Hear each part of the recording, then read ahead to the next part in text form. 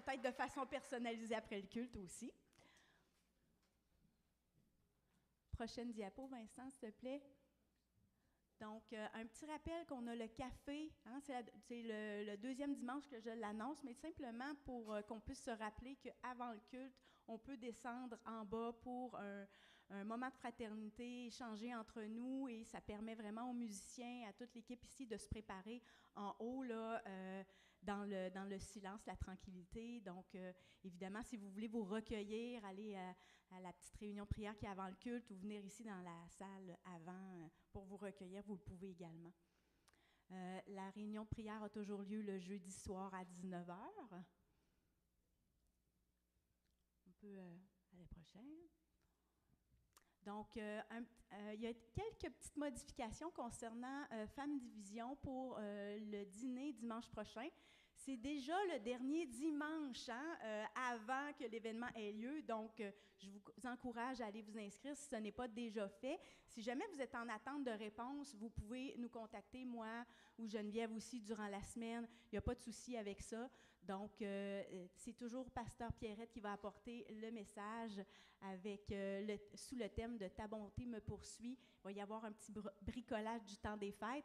Et le petit changement, le changement le plus important qui a été fait, en fait, c'est qu'on va changer la formule. On vous avait parlé d'une formule où est-ce que tout le monde amène une assiette froide. Donc, on a décidé de donner congé à tout le monde pour le repas. Donc, le repas va être fourni. Un petit dîner convivial, simple en même temps pour que personne n'ait besoin de trop cuisiner. Par contre, on a vu qu'il y avait des gens qui s'étaient déjà inscrits et portés volontaires pour apporter une assiette. Donc, je vous invite à aller voir Geneviève à ce sujet-là parce que peut-être d'entre vous, il y a des personnes qui veulent toujours contribuer à porter un petit quelque chose. Donc, simplement après le culte, allez trouver Geneviève à cet effet-là. On a besoin là, de savoir pour mieux s'organiser pour la semaine prochaine. Et donc, la liste d'inscription est toujours disponible à l'arrière. Je vais inviter Pasteur Pierrette à dire un petit mot. Amen. Moi, je vais vous inviter personnellement, mesdames. Ça va être bon. Le Seigneur il a préparé un festin succulent pour vous. Il ne faut vraiment pas manquer ça. Même moi, là, je suis épatée de tout ce que le Seigneur est en train de préparer. Fait que je vous invite vraiment. Ça va être sous forme de partage. Vous avez l'occasion de parler. Venez donc! Vous allez avoir l'occasion de parler. Puis la fameuse activité, la chose qu'on va faire avec nos propres mains, c'est parce que j'ai un témoignage puissant qui se rattache à ça. C'est pour ça que je veux vous faire travailler un peu avec vos mains. Est-ce que vous allez être là? Amen! C'est la semaine prochaine! Merci beaucoup, Pasteur Pierrette. Donc, là, je vous annonce pour... une deuxième fois qu'il va y avoir le spectacle de l'école L'eau vive le 6 décembre prochain. Les billets sont en vente là, sur lepointdevente.com. C'est tout le temps des beaux spectacles, donc ça vaut la peine si vous cherchez une petite activité de Noël. Puis évidemment, c'est toujours du Seigneur dont il est question, donc ça vaut la peine d'aller voir ça. Un petit mot aussi sur notre célébration de Noël qu'on va avoir tout le monde ensemble le 21, excusez, j'ai comme un petit blanc, 21 décembre prochain à 15h. Évidemment, il y a plein de détails qui vont suivre sur la préparation du repas, mais ce sur quoi je veux attirer votre attention ce matin, c'est que, vous savez, à partir de 15h, fidèle à notre habitude, on fait une programmation, présentation de Noël, que ce soit des petits sketchs, des lectures, des poèmes, un chant. Tout le monde est bienvenu de présenter un petit quelque chose, sauf que ça demande de la préparation. On ne peut pas s'improviser. Donc, c'est Jean en arrière, Jean Girard, si tu veux lever la main, la personne désignée qui s'occupe de la programmation. Donc, n'attendez pas. Si vous avez quelque chose à cœur ou que le Seigneur vous demande de faire un pas d'obéissance, même si vous ne le sentez pas trop, bien, allez trouver Jean, puis je pense vraiment que vous allez bénir plusieurs personnes là, pour ce moment qu'on va avoir ensemble. Donc, tous les détails, inscriptions, souper, ça va suivre plus tard. Donc, voilà, ça va être un moment aussi pour inviter parents et amis. On va prier aussi pour les dîmes et offrandes et ensuite, je vais laisser Pasteur Pierrette venir nous apporter un message. Ou Pasteur Raymond, avant? C'est bon. Donc, merci Seigneur Jésus parce que tu pourvois à tous nos besoins, Père éternel. Et on veut vraiment, encore une fois, faire ce pas de foi, Seigneur, pour te remettre les prémices de nos revenus, Seigneur Jésus. Et merci, Seigneur, de diriger les gens, Seigneur, pour les gens du comité à l'utilisation, Seigneur, de ces offrandes et dîmes-là, Seigneur Jésus, qui permettent de bénir d'autres personnes également, en plus d'être bénis nous-mêmes, Père éternel. Merci, Seigneur, parce que tout t'appartient, et c'est dans le nom de Jésus qu'on te prie. Amen. Amen, amen, amen. Vous êtes bénis, mesdames. Hein? Un repas fourni par le Centre évangélique Pont-Neuf pour votre activité. C'est merveilleux. Hein? Hein? Et moi, en tant que pasteur, même si je suis un homme, je vais pouvoir assister et profiter du repas, n'est-ce pas? Franchement, là. Est-ce qu'il y a des personnes qui nous visitent ce matin pour la première fois? Vous pouvez juste lever la main. On ne vous fera pas avancer en avant, rien de cela. Personne? C'est merveilleux, merveilleux. Fait qu'on va libérer les enfants avec leur moniteur d'école du dimanche qui vont pouvoir aller dans leur classe et on va prendre 5 minutes pour se saluer les uns les autres. Amen? Amen.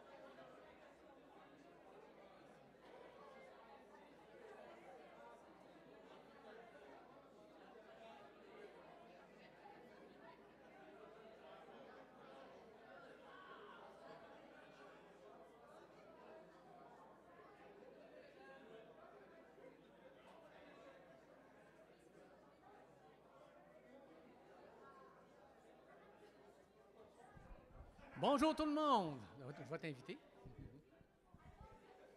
Es-tu allumé, là? Allume-les. Es-tu correct, là? T'as l'air allumé. C'est bon. Bonjour tout le monde. Prenez place, s'il vous plaît.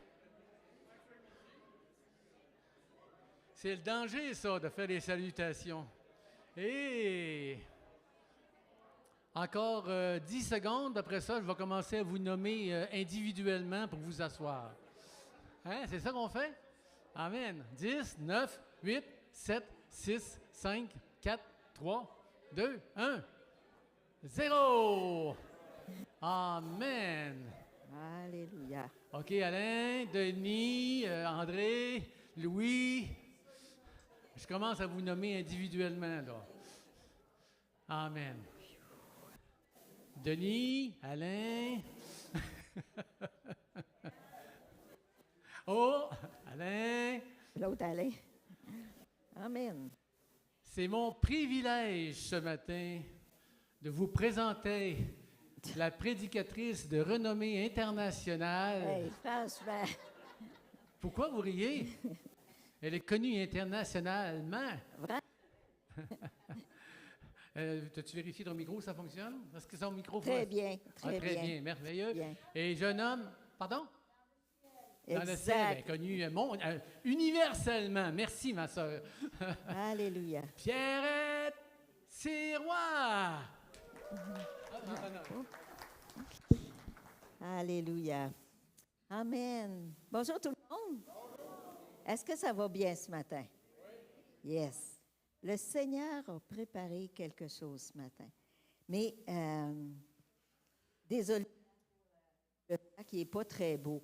J'ai une petite cachette ici ce matin, puis je vais en parler. Mais j'aimerais qu'on ouvre premièrement en prière. Est-ce que vous êtes d'accord avec moi? Amen. Alléluia.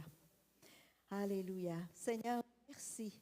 Merci parce qu'encore ce matin, tu veux faire entendre ta voix. Merci parce qu'encore ce matin, tu veux parler à nos cœurs. Je bénis pour ce que tu vas faire. Je te bénis pour ta parole que tu veux déverser dans nos cœurs et dans nos âmes, Seigneur.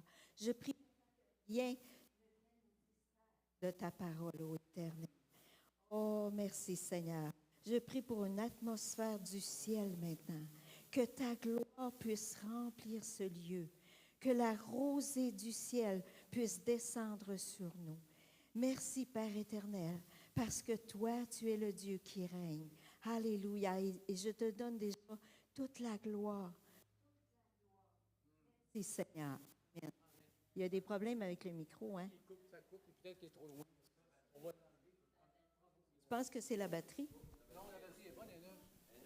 Donc, fait que c'est vraiment parce qu'on est trop loin. Fait que on va embarquer avec ça ici.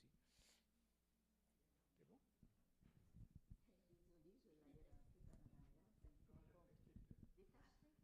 Ah, c'est vrai, c'est ça. Ça commence bien. Êtes-vous patient? Ah, merci Seigneur. J'ai quatre filles, fait que je suis très patient. Amen. Ah, je me sens libérée. Yes, ce matin, j'ai quelque chose de spécial pour vous. Je vous dévoile mon objet spécial. Je ne sais pas si vous avez déjà vu ça. Est-ce que ça vous dit quelque chose? C'est une bonne idée, mais ce n'est pas ça. On appelle ça une couronne de l'Avent. Elle est très maganée, là, parce qu'elle nous a suivis à travers les années, puis c'est bien difficile de retrouver un cercle qui a des trous dedans. Elle nous a suivis, elle est maganée, mais elle est là. Elle est là, puis elle est significative. La couronne de l'Avent... Oh, je réalise que j'ai mis une chandelle à l'envers, désolée. La couronne de l'Avent, c'est une tradition qui était pratiquée dans les familles chrétiennes au 16e siècle. Ça le suit surtout parmi les protestants, mais aussi parmi les catholiques. Et pourquoi il avait fait cette tradition-là? Pour préparer à la venue de Jésus, pour se rappeler. Un peu comme, vous vous rappelez les Israélites quand ils ont traversé le Jourdain, Dieu leur avait dit de ramasser des pierres, que ça serait un mémorial pour les enfants, qui pourrait expliquer. Alors, pour rappeler aux enfants que Noël n'était pas juste une fête de cadeaux, il avait commencé la tradition de la couronne de l'Avent. L'Avent, c'est les 4 semaines qui précèdent Noël. Ça, vous savez ça, là. 4 semaines qui précèdent Noël. Là, on est une semaine en avance, parce que le 21, il n'y a pas de réunion. Fait qu'on commence une semaine d'avance. Alors, je vous explique brièvement. La couronne, elle a une forme circulaire. Puis ça symbolisait que Dieu était sans commencement ni fin. Dieu est éternel. La couronne, elle est pleine de branches de sapin ou de pin. C'est des plantes persistantes, des plantes qui durent, qui étaient un symbole du fait que Dieu est vivant. Dieu est vivant. Dieu ne change jamais. À cette couronne-là, on ajoutait des petits fruits pour les décorer, des cocottes puis des baies, juste pour enjoliver le tout.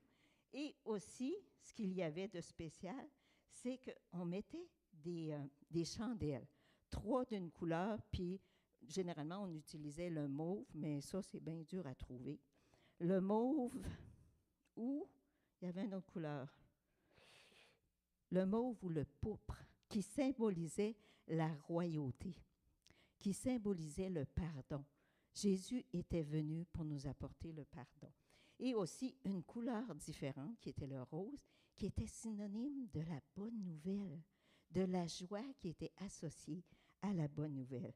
Alors, les gens faisaient ça dans les maisons au départ pour aider les enfants à comprendre la vraie signification de Noël.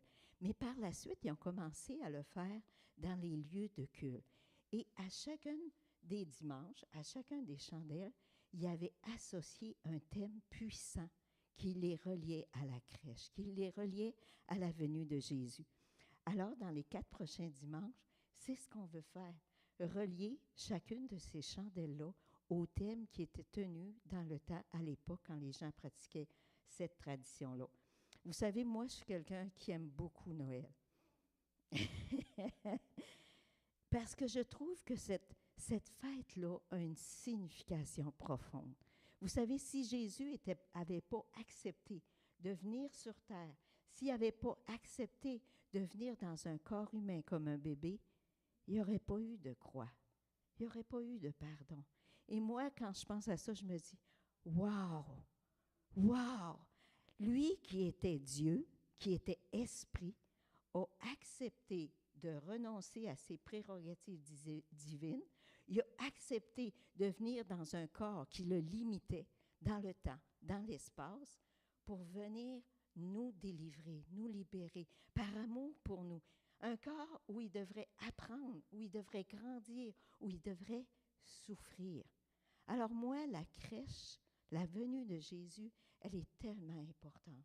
Puis en plus, ce que je trouve extraordinaire dans cette fête-là, c'est qu'on met de la lumière partout. Pour moi, Jésus est la lumière du monde et ça me parle fortement. Moi, j'aime ça. Tu te promènes dans les rues le soir, puis qu'est-ce que tu vois? Wow! C'est pas noir, c'est pas sombre, il y a de la lumière, il y a des décorations. J'aime ça. Amen. Alors, savez-vous c'était quoi le premier thème? La première chandelle. Là, je ne l'allumerai pas tout de suite, je vais l'allumer juste à la fin. La première chandelle qui était allumée parlait de l'espérance. L'espérance qui avait été déposée dans le cœur des gens. Et pour moi, l'espérance est un thème qui m'est très cher. Vous savez, dans le temps, les prophètes, on pense à Ésaïe, entre autres, à Jérémie, Michée, ils avaient entendu la voix de Dieu. C'est particulier, les prophètes, c'est des gens qui entendent la voix de Dieu. Ils avaient entendu la voix de Dieu qu'un jour, un Messie viendrait, un libérateur viendrait. Ils avaient reçu cette révélation-là et ils l'avaient transmise. Cette révélation avait été transmise à travers les âges. Mais à partir de Malachie, il n'y a pas eu de révélation. Alors quand Jésus est apparu sur terre dans le corps d'un bébé, il y a des gens qui l'attendaient, ce Messie-là. Même s'il n'y avait pas eu d'autres révélations, ils étaient restés avec cette idée-là qu'un Messie viendrait. Et il y a 2 personnes, entre autres, qui attendaient ce Messie-là. Un qui avait eu une révélation par laquelle il verrait ce Messie-là, et une personne qui, elle, priait pour la manifestation de ce Messie-là. Et ils ont été entendus. Et ils ont été répondus. J'aimerais qu'on lise ensemble dans Luc chapitre 2, à partir du verset 25. Ça dit, « Et voici, il y avait à Jérusalem un homme appelé Siméon. Cet homme était juste et pieux. Il attendait la consolation d'Israël, c'est-à-dire le Messie, et l'Esprit Saint était sur lui. Il avait été divinement averti par le Saint-Esprit qu'il ne mourrait point avant d'avoir vu le Christ du Seigneur. Il vint au temple, poussé par l'Esprit, et comme les parents apportaient le petit enfant Jésus pour accomplir à son égard ce qu'ordonnait la loi, il le reçut dans ses bras, bénit Dieu et dit, « Maintenant, Seigneur, tu laisses ton serviteur s'en aller en paix selon ta parole, car mes yeux ont vu ton salut, salut que tu as préparé devant tous les peuples, lumière pour éclairer les nations et gloire d'Israël. » Wow! Il avait été averti, il a été poussé par le Saint-Esprit et il a pu prendre Jésus, il a pu voir Jésus. Wow! Et aussi, Anne, à partir des versets 36 à 38, il y avait aussi une prophétesse, Anne, fille de Phanuel de la tribu d'Aser. Elle était fort avancée en âge et elle avait vécu 7 ans avec son mari depuis sa virginité. Restée veuve et âgée de 84 ans, elle ne quittait pas le temple et elle servait Dieu nuit et jour dans le jeûne et dans la prière. Étant survenue, elle aussi, à cette même heure, elle louait Dieu et elle parlait de Jésus à tous ceux qui attendaient la délivrance de Jérusalem. Wow! Ils étaient là. Ils étaient là. Ils ont pu voir l'accomplissement de la grande révélation qui avait été annoncée par les prophètes. Wow! Et pourquoi ils étaient là? Parce qu'ils avaient prié, parce qu'ils avaient espéré pour la venue de ce Messie-là. Est-ce que c'était les seuls gens qui espéraient? Non. Quand on regarde aujourd'hui notre Bible, c'est le recueil de l'espoir le plus grand qui puisse exister. Notre Bible est remplie de raisons d'espérer. Du début de la Genèse, où ce que Dieu lui-même promet une rédemption à l'homme, jusqu'en Apocalypse, où on voit la réalisation de la victoire finale de Dieu, ce livre-là est rempli d'espérance. Rempli d'espérance. C'est le thème puissant de l'espérance qu'on retrouve dans notre Bible. Dieu a des desseins extraordinaires et l'espérance est étroitement liée à Dieu. Votre espérance, mon espérance, l'espérance de tous les croyants est liée profondément à Dieu.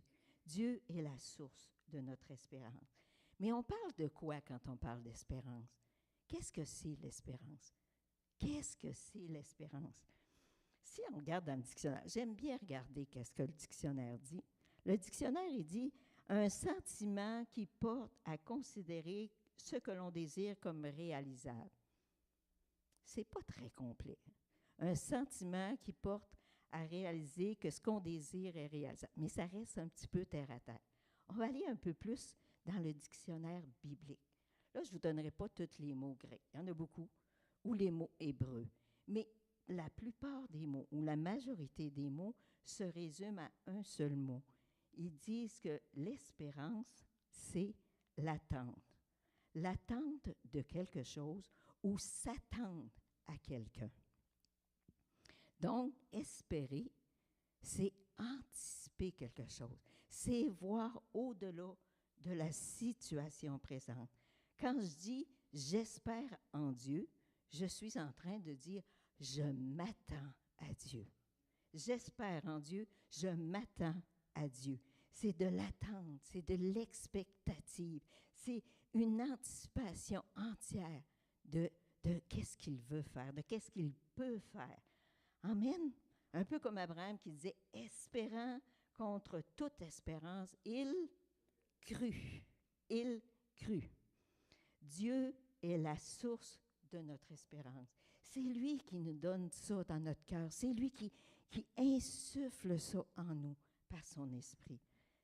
On peut dire que l'espérance, c'est ce qui nous garde vivants. Quand il n'y a plus d'espérance, on dépérit.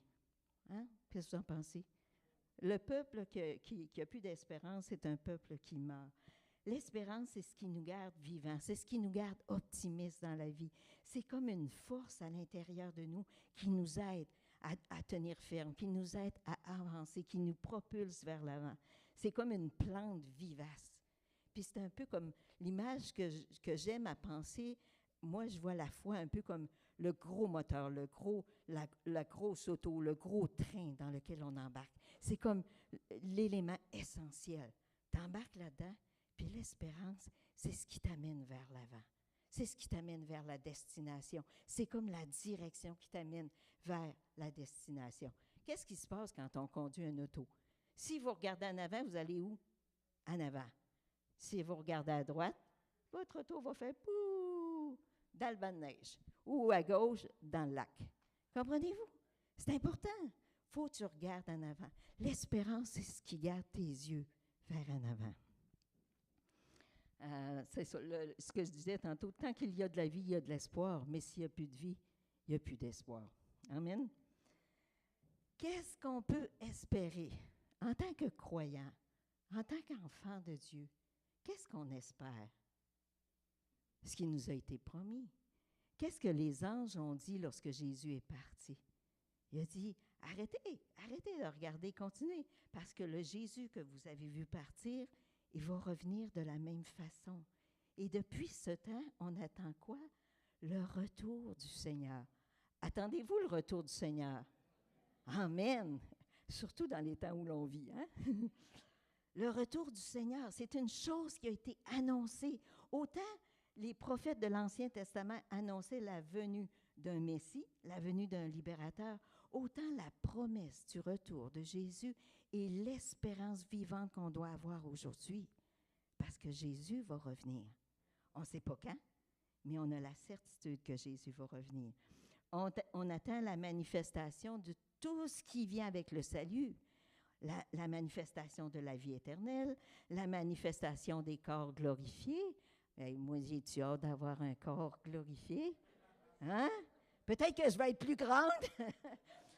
Amen. On attend la manifestation, les corps glorifiés, la victoire finale, le triomphe de Dieu, les nouveaux cieux, wow.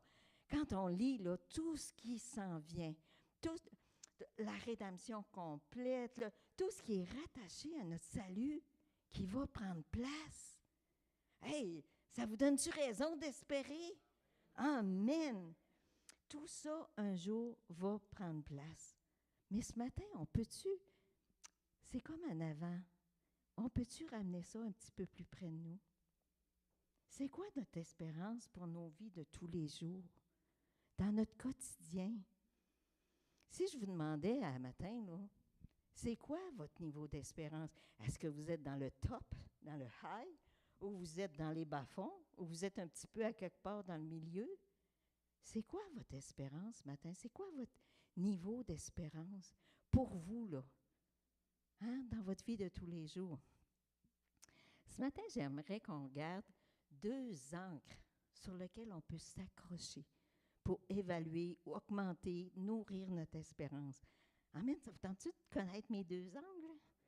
2 ancres ou 2 angles.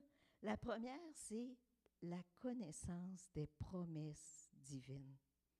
La connaissance, ça suscite une espérance de savoir ce qui a été promis, autant collectivement que individuellement. Vous savez, Dieu est un Dieu qui est vivant. C'est un Dieu qui parle, mais c'est aussi un Dieu qui promet. Dieu révèle des choses, Dieu promet des choses. Puis vous savez, avec Dieu, une promesse, c'est une promesse.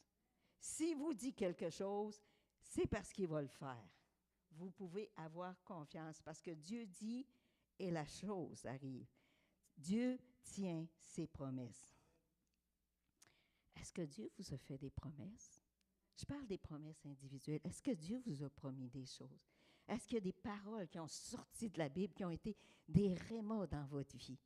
Certainement. Je suis sûre, on en a tous. On a tous des promesses de Dieu. On a des promesses dans la Bible tout entière. Cette Bible-là, elle est remplie de promesses. Et je suis convaincue qu'il y en a plus que 365. Il y en a plus qu'une par jour. Cette Bible-là, elle est remplie de promesses. Des promesses que Dieu, il nous a promis qu'il serait avec nous. Il nous promet de marcher, de nous guider, de nous conduire, de nous amener dans une certaine... Il promet d'être un père pour nous. Est-ce qu'il est un père pour vous? Amen. Dieu est un père pour chacun de nous. Le fondement de notre espérance est étroitement lié à Dieu et lié à la foi. On ne peut pas séparer l'espérance de la foi. Ils sont intimement liés. plus on va développer notre foi et plus notre espérance va être nourrie. Si on regarde Abraham, en Romains 4, les versets 18 à 21, Abraham était un bel exemple de foi et d'espérance combinée. Ça dit « espérant, contre toute espérance, il crut, de sorte qu'il devint père d'un grand nombre de nations, selon ce qui lui avait été dit. Telle sera ta postérité. Et sans faiblir dans la foi, il ne considéra point que son corps était déjà usé, puisqu'il avait près de 100 ans, et que Sarah n'était plus en état d'avoir des enfants. Il ne douta point, par incrédulité au sujet de la promesse de Dieu, mais il fut fortifié par la foi, donnant gloire à Dieu et ayant la pleine conviction que ce qu'il promet, il peut aussi l'accomplir. Amen. Ce que Dieu promet, il peut aussi l'accomplir, même si humainement, la conception d'un enfant était impossible. Sur le plan humain, lui et son épouse étaient trop âgés, probablement plus en état non plus d'avoir d'enfants, et pourtant, le miracle s'est produit. C'est ce même genre de foi-là et d'espérance-là qu'on doit avoir. Espérant contre toute espérance, Abraham a cru. Et parce qu'il a cru, il a vu le miracle prendre place. Si Dieu vous a parlé d'une façon ou d'une autre, croyez en ce que vous avez reçu et croyez que vous allez en voir l'accomplissement, parce que Dieu est fidèle et qu'il accomplit ses promesses. Et c'est intéressant parce que des fois, les gens ils disent « Ah, ben là, si je m'attends à Dieu, la chose va prendre place. » Mais je trouve que quand on dit « si je m'attends », c'est comme ça met le spot sur nous. J'aimerais mieux qu'on dise « Dieu agit ». Dieu agit continuellement. Et parce que Dieu agit, je peux m'attendre à lui. Mettons l'emphase sur Dieu, sur le fait que Dieu est Dieu, sur le fait que Dieu agit. Parce que Dieu agit, je peux m'attendre à lui. J'aime beaucoup ce que le psalmiste dit dans le psaume 130, les versets 5 à 8. Il dit « J'espère en l'Éternel. Mon âme espère et j'attends sa promesse. Mon âme compte sur le Seigneur plus que les gardes ne comptent sur le matin, que les gardes ne comptent sur le matin. Israël, mets ton espoir en l'Éternel, car la miséricorde est auprès de l'Éternel et la rédemption est auprès de lui en abondance. C'est lui qui rachètera Israël de toutes ses iniquités. » Je trouve ça intéressant. Le psalmiste fait plus que d'attendre. Il compte, les gardes comptent, OK? Comptent littéralement sur le Seigneur. Et le mot ici fait référence, c'est un peu une image qu'on pourrait donner, c'est comme ceux qui travaillent toute la nuit, qui surveillent, les gardes, qui surveillaient la ville. Ils attendent que le jour se lève, parce que leur travail va être fini, mais aussi parce qu'ils sont sûrs que le jour va se lever.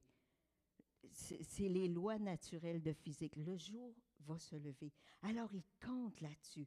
Et de la même façon, on devrait compter sur le Seigneur. Aussi certain que le jour suit la nuit, aussi certain, Dieu, on peut compter sur lui pour l'accomplissement de ses promesses.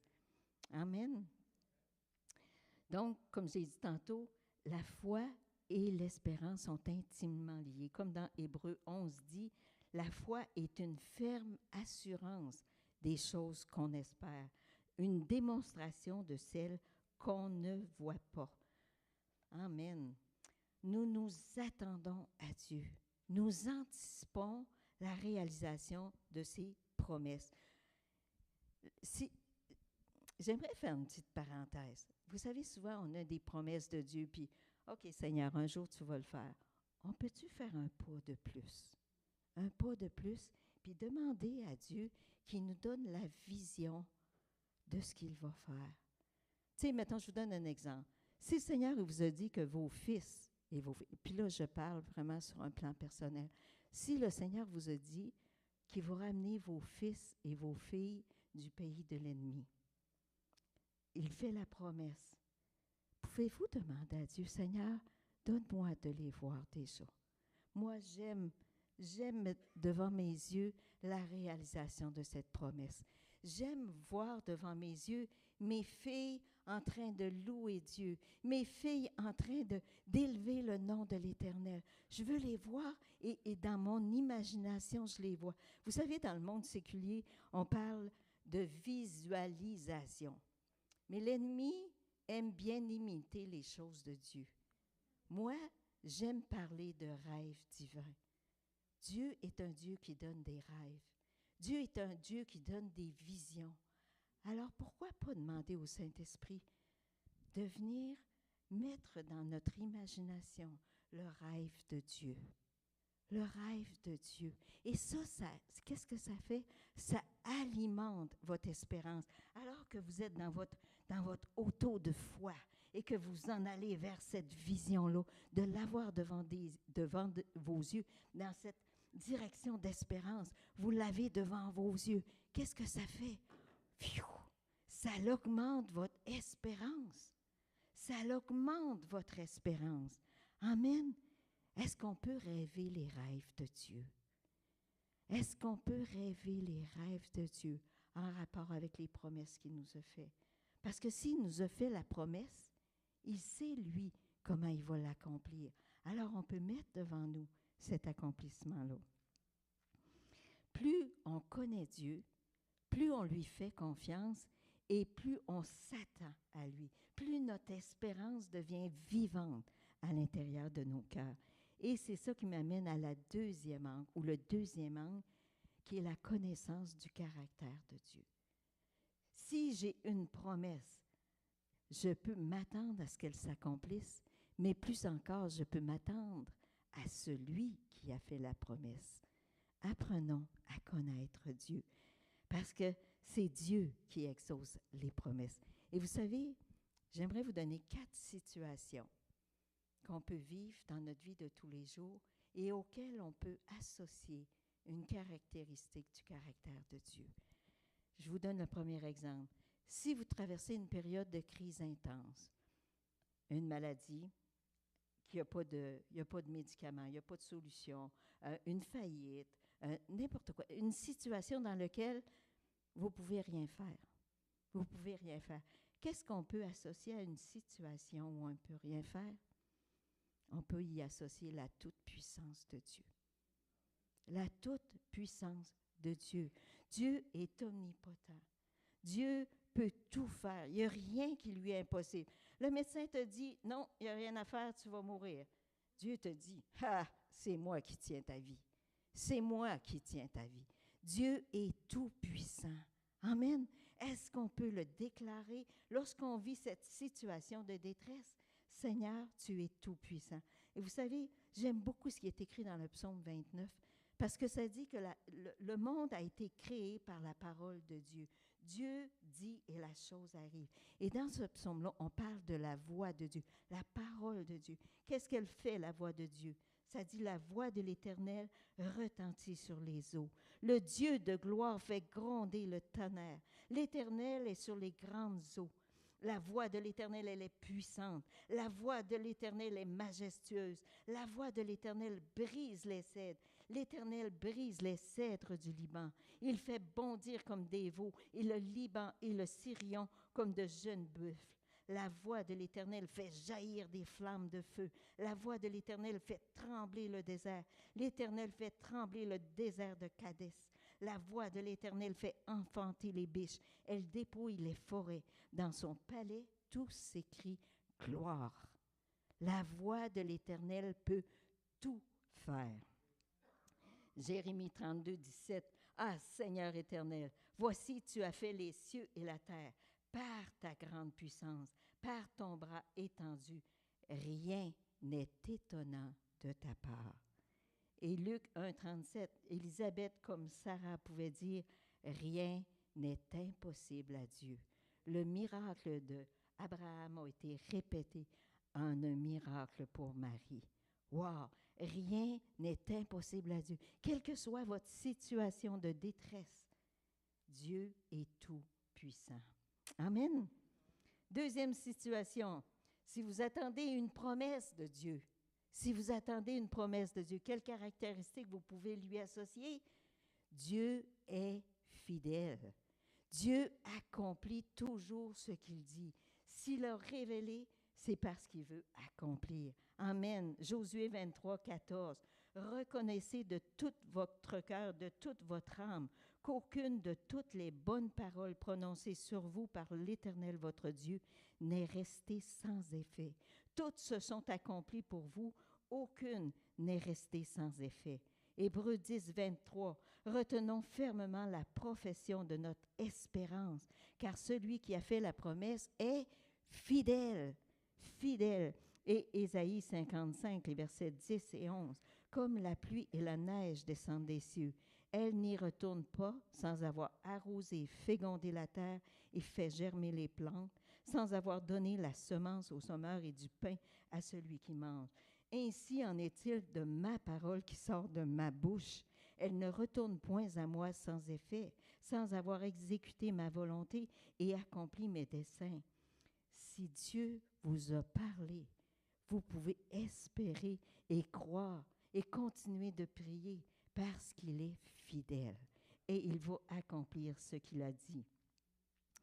Si vous traversez des moments de douleur, de souffrance, d'épreuves intenses, des fois on dit, c'est ça, Seigneur, tu m'as oublié. Ça fait tellement mal que tu en oublies Dieu. Qu'est-ce que tu peux lui associer? C'est que Dieu est fondamentalement bon. Dieu est bon. Dieu t'envoie pas le malheur. Dieu est bon. Il fait toutes choses bonnes. Amen.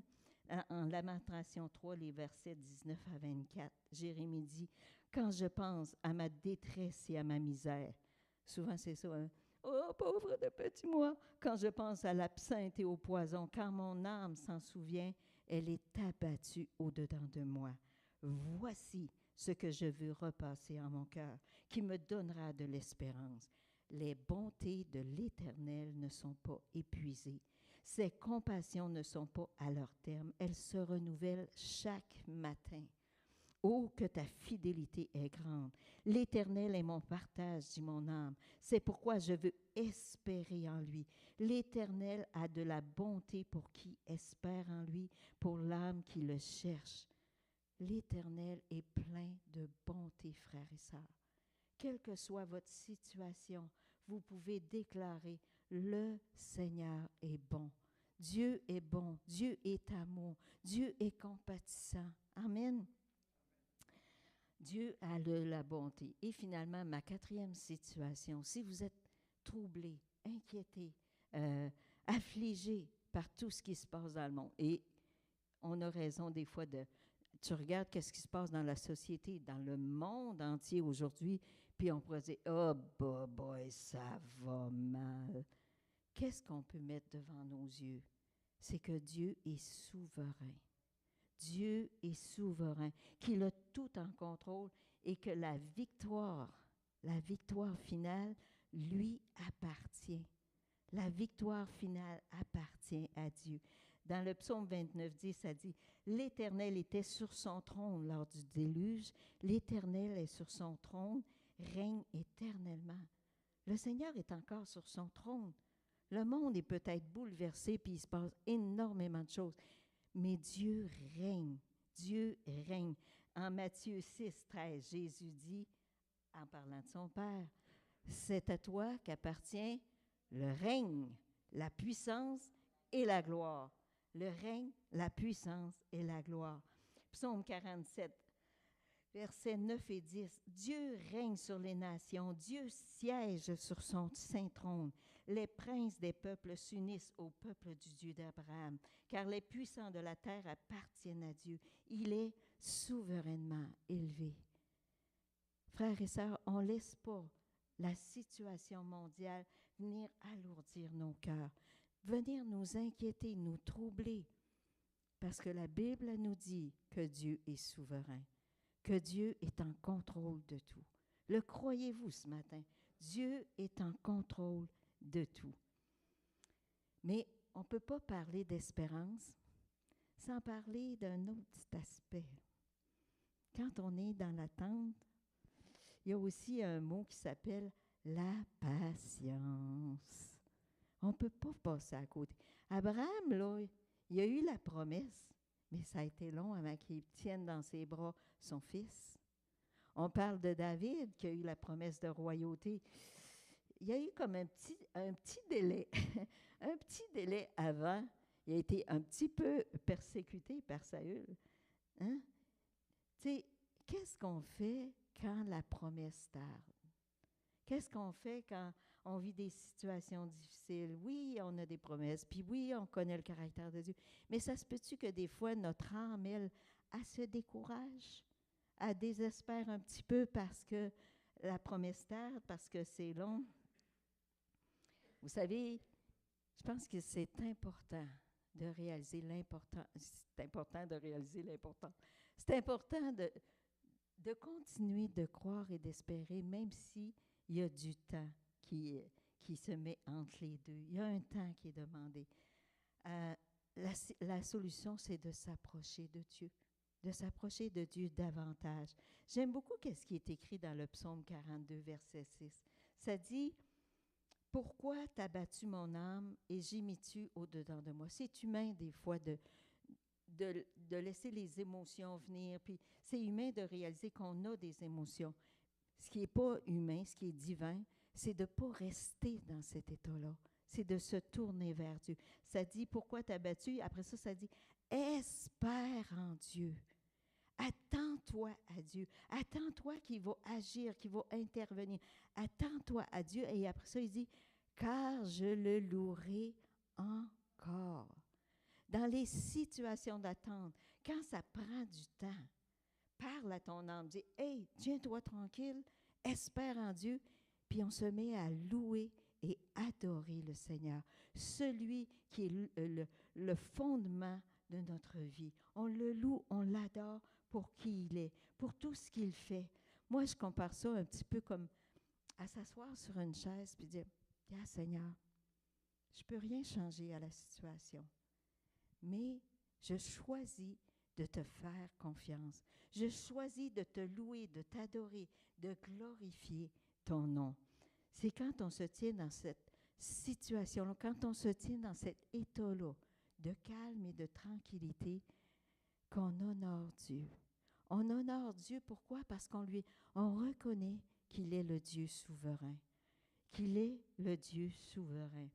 Dans le psaume 37, verset 7, ça dit, « Garde le silence devant l'Éternel et espère en lui. » Espère en lui. Amen. En conclusion ce matin, comment va votre espérance? Quel est le niveau de votre espérance? Amen. Dieu veut augmenter notre niveau d'espérance ce matin. Il veut nourrir notre espérance, nourrir notre niveau de confiance, notre niveau de patience aussi. Si les choses tardent, ce n'est pas parce que Dieu nous a oubliés, c'est parce que Dieu est en train de mettre en place. Et quand je préparais, il y a une parole qui est venue. Je sais que c'est pour quelqu'un. Le Seigneur lui disait, j'ai entendu ton cœur, j'ai entendu ta demande. Je la considère ta demande. Je suis en train de mettre en place l'accomplissement de cette demande. C'est juste que les choses ne sont pas tout à fait prêtes. Attends-toi à moi. Continue de croire, continue de prier, continue d'espérer. Amen. Le Seigneur a entendu et il va l'amener à son accomplissement. Alors, en terminant ce matin, j'aimerais faire la prière de l'apôtre Paul, telle qu'on la retrouve dans Romains 15, verset 13. Que le Dieu de l'espérance vous remplisse de toute joie et de toute paix dans la foi, pour que vous abondiez en espérance par la puissance du Saint-Esprit. Amen. Amen. Que Dieu vous remplisse de joie et de paix dans l'attente pour que vous abondiez en espérance. Amen. Je vais inviter les musiciens. Patricia, je ne sais pas si tu pourrais faire le chant que tu as fait, Adorons-le, où il parle, qui nous remplit d'espoir. Adorons Jésus. Et un matin, je veux faire quelque chose de spécial.